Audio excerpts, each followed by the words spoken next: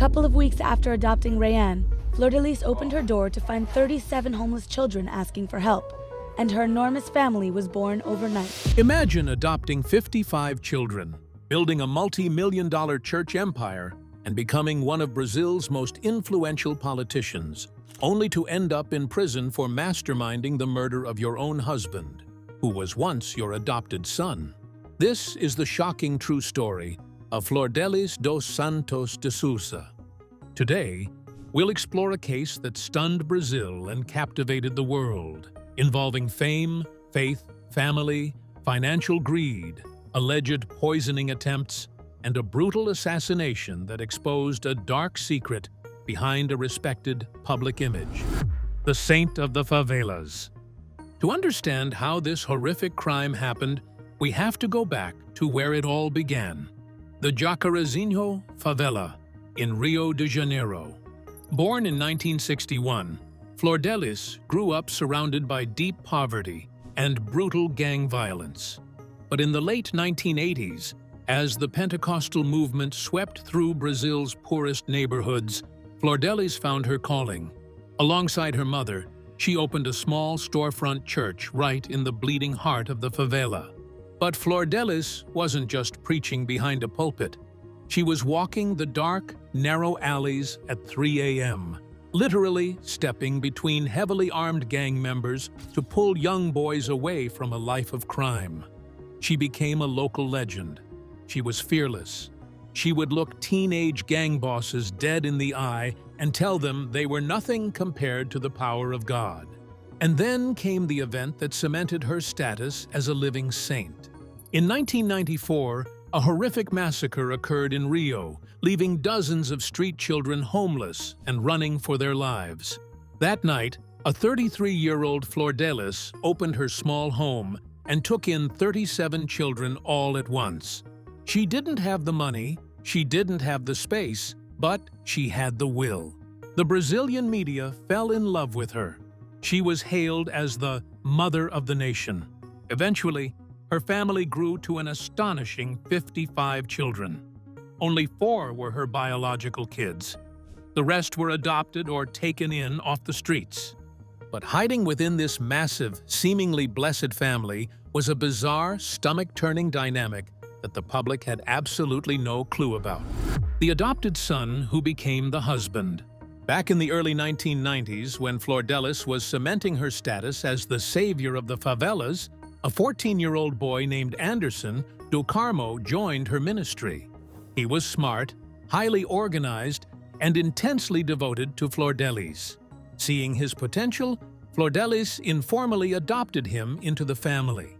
For years, Anderson grew up alongside her other biological and adopted children, calling her mother.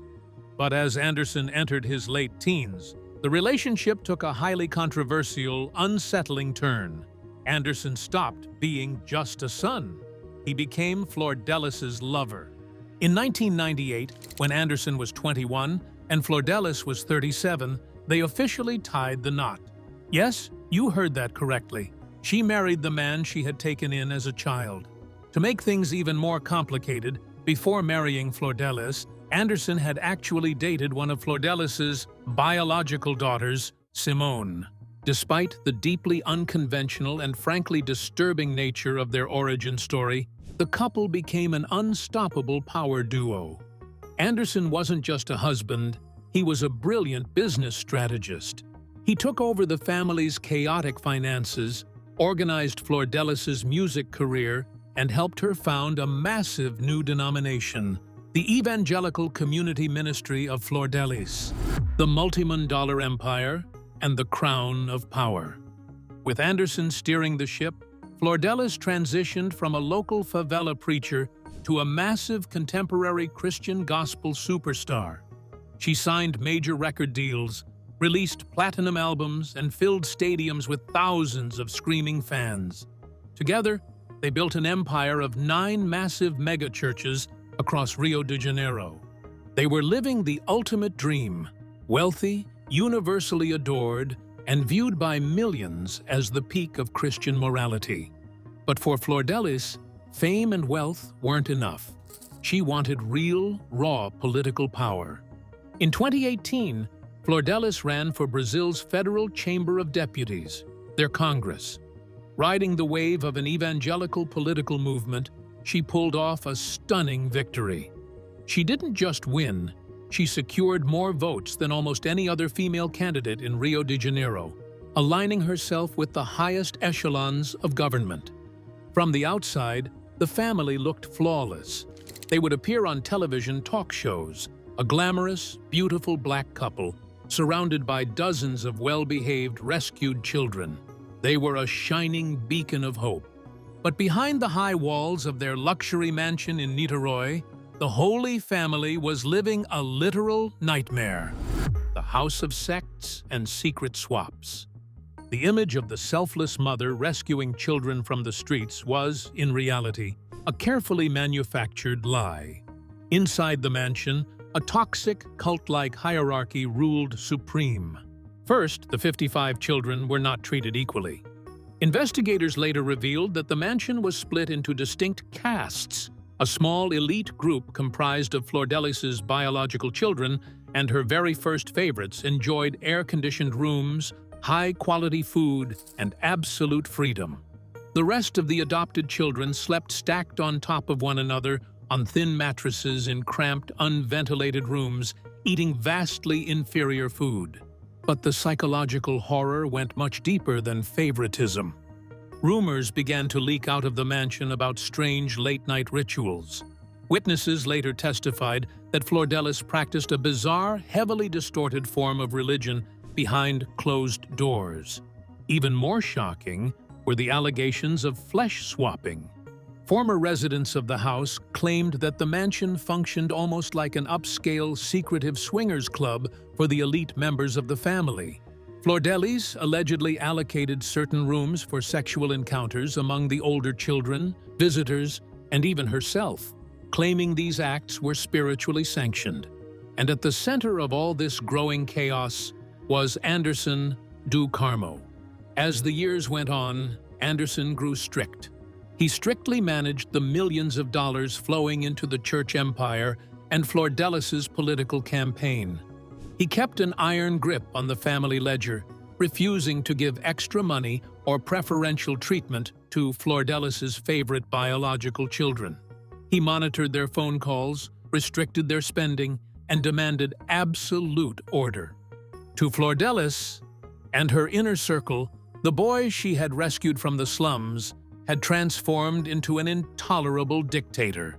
He was standing between them and the millions they believed they deserved. And Flordelis decided he had to go. 6 attempts and a deadly cocktail. Most people think of a hit as a sudden, impulsive act. But what makes this case so utterly terrifying is the sheer, cold-blooded persistence of the plot. Flordelis didn't just want Anderson dead, she wanted him to look like he died of natural causes so she could maintain her saintly image and inherit his fortune. Starting in 2018, right as she was securing her political seat, Anderson suddenly became mysteriously, violently ill. He was constantly rushing to the hospital with agonizing stomach pains, severe nausea, and unexplained organ inflammation. Doctors were completely baffled. They ran tests, checked his blood, and put him on strict diets. But nothing seemed to work.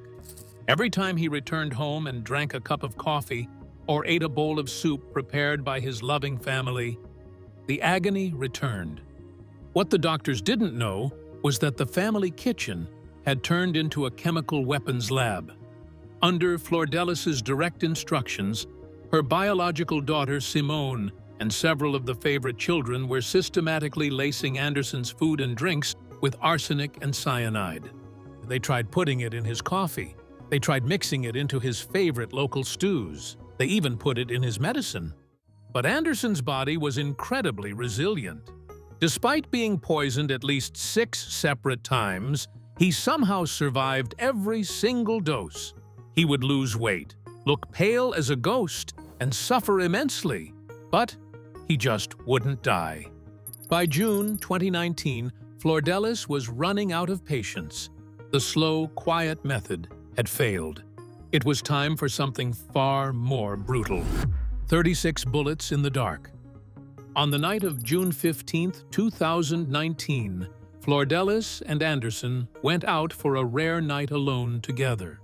Ironically, rumors later surfaced that they spent part of their final evening at a local swingers club, trying to patch over the intense, unspoken malice building between them. They arrived back at their Niterói mansion in the early hours of June 16th. Anderson parked the car in the garage. As they stepped out into the cool, dark night air, the silence was shattered by a hail of gunfire. It wasn't a warning shot. It wasn't a robbery gone wrong. It was a close-range execution. A gunman stepped out of the shadows and opened fire on the pastor, pumping bullet after bullet directly into his body. When the smoke cleared, Anderson do Carmo lay dead in a massive pool of blood on his own garage floor. He had been shot an incredible 36 times, but it was the placement of the bullet wounds that sent a chill down the spines of the arriving detectives. This wasn't a standard gangland hit. While several bullets hit his torso and limbs, a massive cluster of entry wounds was localized directly in his groin area. In the world of criminal psychology, that is a highly symbolic signature. It indicates intense, deeply personal hatred, jealousy, or a punishment related to sexual deviance or control. Flordelis was completely hysterical when the police arrived. She threw herself over her husband's body, screaming and weeping for the cameras. She told the press and the investigators a heart-wrenching story. They had been followed home by ruthless thieves. Her brave, heroic husband had died defending his family from a horrific carjacking. For a brief moment, the public wept for the grieving widow. But Rio's homicide detectives weren't buying it for a single second. The intra-family criminal organization. When detectives began processing the crime scene, Flordelis's carjacking story instantly collapsed. First, absolutely nothing of value had been stolen. Anderson's expensive watch, his wallet full of cash, and their luxury vehicle were completely untouched. Second, the family mansion was equipped with a sophisticated security system, but curiously, certain cameras had been turned off or repositioned just hours before the hit. But the real breakthrough came when detectives began interviewing the 55 children inside the house. Without Anderson there to enforce silence, the cracks in the holy facade broke wide open. The house transformed into an absolute viper's nest of mutual betrayal. Within 48 hours of the murder, police arrested two of the sons, Flavio dos Santos Rodriguez, who was Flordelis's 38-year-old biological son, and Lucas Cesar dos Santos de Souza, an 18-year-old adopted son. The pressure in the interrogation room was immense. Lucas cracked first. He admitted to the police that he had been approached weeks prior to help source a weapon. He pointed the finger directly at his biological brother, Flavio. Then, Flavio broke. In a chilling, blunt confession, Flavio admitted that he was the one who stood in the dark garage and pulled the trigger, emptying the entire magazine into his stepfather. But detectives knew these two young men didn't act alone. Why would they execute the man who funded their entire lifestyles? Lead investigator Alan Duarte began digging into the family's digital footprint, retrieving deleted text messages from WhatsApp. What they found was a goldmine of pure horror. The WhatsApp messages of death. As tech experts restored thousands of deleted messages from Flordelis's inner circle, the image of the weeping, heartbroken widow was completely obliterated. The messages proved that Flordelis wasn't a victim. She was the supreme commander, the intellectual architect of the entire assassination plot. In one highly incriminating text exchange, Flordelis wrote to her daughter Simone, openly complaining about Anderson's iron grip on their life and money. "What am I supposed to do? I can't just divorce him, because that would scandalize the name of God and destroy my ministry." Think about the twisted psychopathic logic of that statement for a second. In her mind, Getting a divorce was an unholy sin that would ruin her career. But hiring her own children to brutally slaughter her husband in a garage was completely acceptable. The texts showed a literal family group chat dedicated to planning a murder. They openly discussed which poisons were working, how much dosage to add to his drinks, and when the best time would be to ambush him. One of the sons texted Flordelis, apologizing that the arsenic hadn't killed him yet, to which she essentially replied to keep trying. Another text from a granddaughter showed her actively looking for hitmen online and asking around the favelas for a clean, unregistered firearm. The police chief, Alan Duarte, didn't hold back when he spoke to the global media. He stated, "She is cold, calculating, and sly. I consider Flordelis a total psychopath. She created an intra-family criminal organization hidden behind a curtain of charity and holy devotion."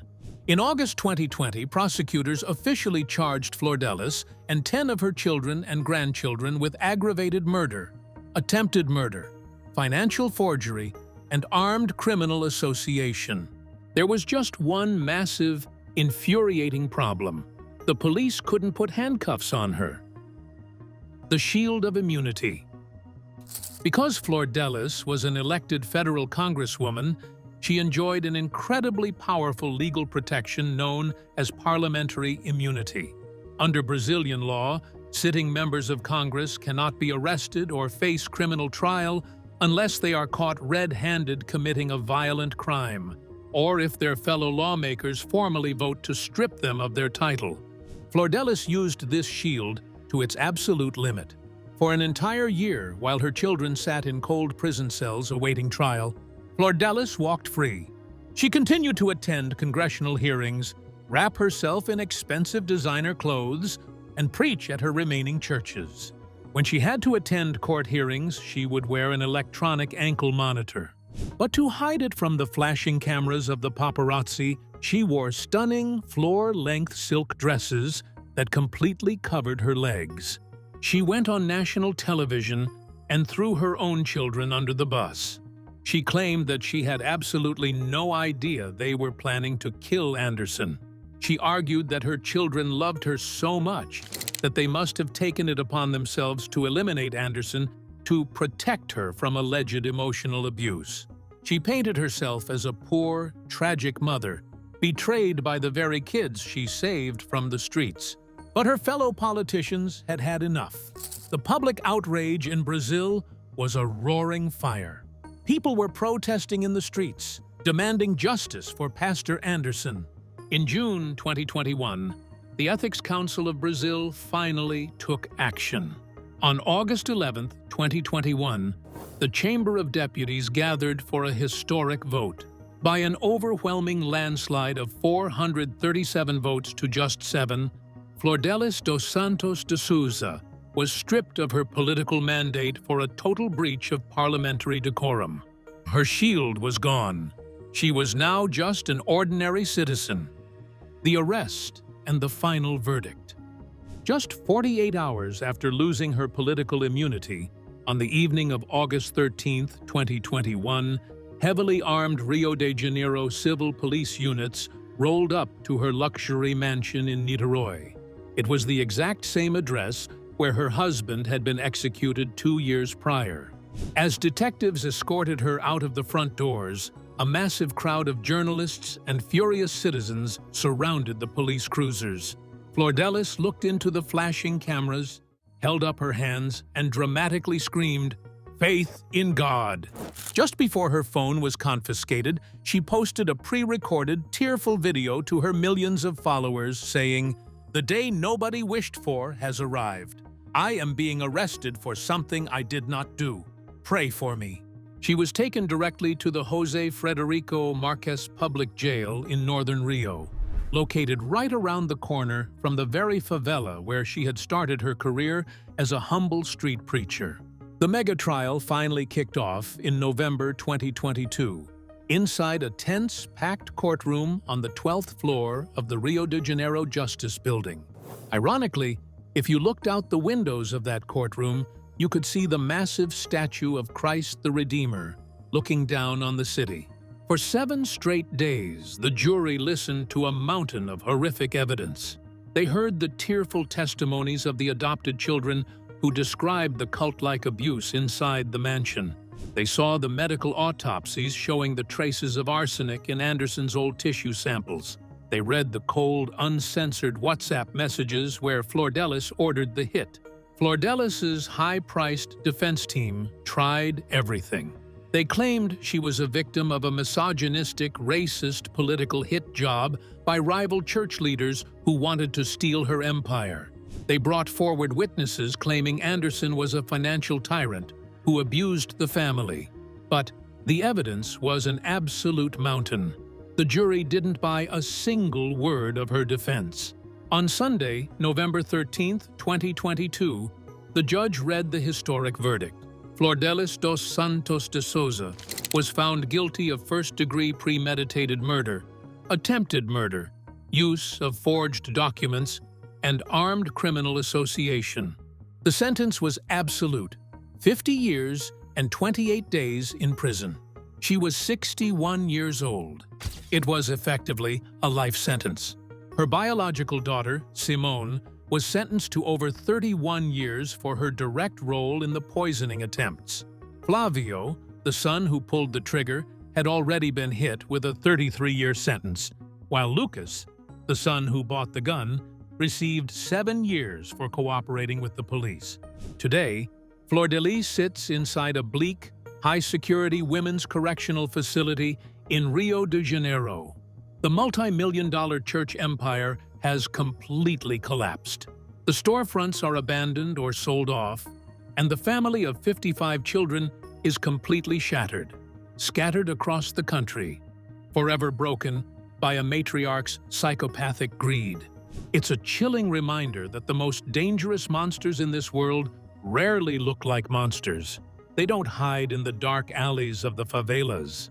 Sometimes, they hide behind a holy pulpit, holding a microphone, singing praises, and wearing the mask of a saint. What do you think about this wild case?